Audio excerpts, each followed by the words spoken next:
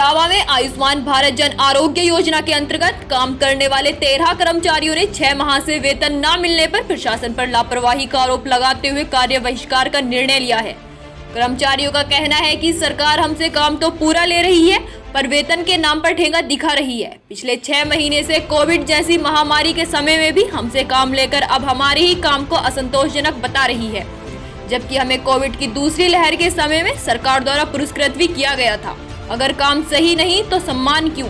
इसलिए हम सभी ने मिलकर यह तय किया है कि जब वेतन ही नहीं तो यह सम्मान हमारे किस काम का।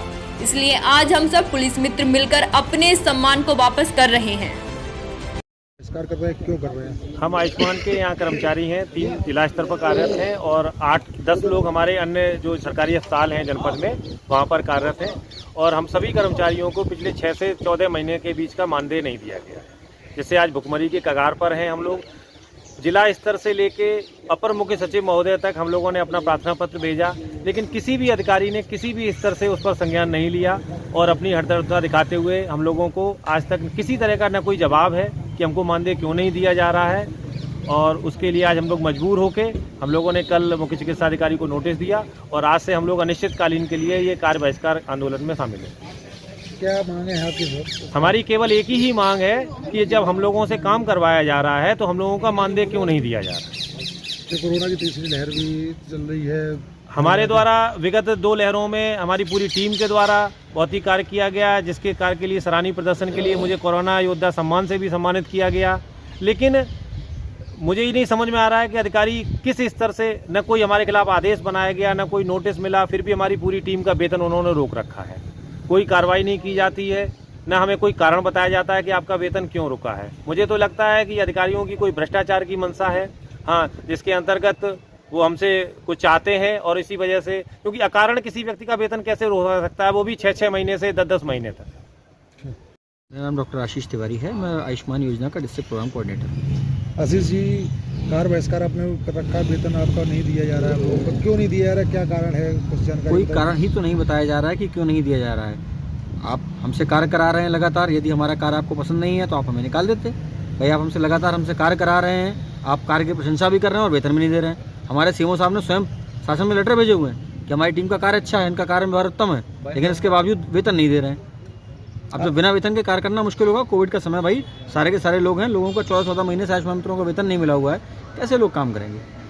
इस संबंध में अधिकारियों किसी से वार्ता हुई आपकी, कुछ बताया? सारे उच्च अधिकारियों को लगातार हमने सूचित किया हुआ है। अंत में जब हम जो कार्य बहिष्कार है, ये हमारा आखिरी निर्णय था, जब हम सब तरफ से हार गए, इसके बाद में फिर हमने कार्य बहिष्कार का निर्णय लिया। लगातार लिखित में सूचित किया गया सारे उच्च अधिकारियों को। सम्मान आपने लिया हुआ है हाथों में? ये मैंने लास्ट कोविड में 27 अप्रैल से लेके 20 दिन मैंने लगातार ड्यूटी की। उसके लिए मुझे सीएमओ साहब द्वारा जो है सम्मान दिया गया था कोरोना योद्धा का, लेकिन अब इस सम्मान का कोई फ़ायदा नहीं है, क्योंकि सम्मान लेके क्या करेंगे सर? आप वेतन दे तो रहे नहीं है, हमारे रेगुलर काम का वेतन नहीं दे रहे, हम आपसे कुछ एक्स्ट्रा तो मांग नहीं रहे हैं, इंसेंटिव तो मांग नहीं रहे हैं, रेगुलर काम का वेतन तो दीजिए। तो इसीलिए आप सम्मान वापस करने आ रहे हैं? ऐसे सम्मान का क्या करेंगे साहब? हाँ, इसके लिए मैं प्रशासन से भी बात किया हूँ। इसमें कुछ टेक्निकल चीज़ें हैं कि जो इनके द्वारा जो कार्ड बनाए जाते हैं, जो ब्लॉक लेवल पर जो हमारे आयुष्मान मित्र हैं उनके द्वारा कार्ड बनाए जाते हैं, तो पेशेंट भर्ती कराना होता है और भर्ती का जो रेवेन्यू मिलता है उससे इनकी सैलरी जनरेट होती है। दूसरा, हमारा जो डिस्ट्रिक्ट लेवल की जो यूनिट है, इसमें तीन लोग करीब हैं, उसमें उनका ये है कि इनका डीएचएस से जो सिलेक्शन हुआ था, डीएचएस के द्वारा इनका जो है रिन्यूअल होगा।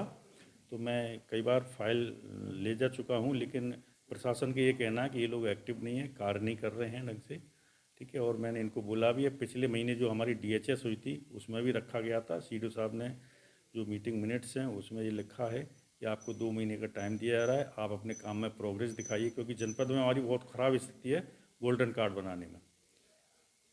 तो आप ये अभी कुछ वापस भी कर रहे हैं आप कोरोना योद्धा सम्मान, ऐसा क्यों? हाँ, इनने L2 में जो काम किया होगा उस समय सेकंड वेव में, उस समय इनको सम्मानित किया गया था, तो ये उससे रुष्ट होकर के उन्होंने वो सम्मान वापस किया है।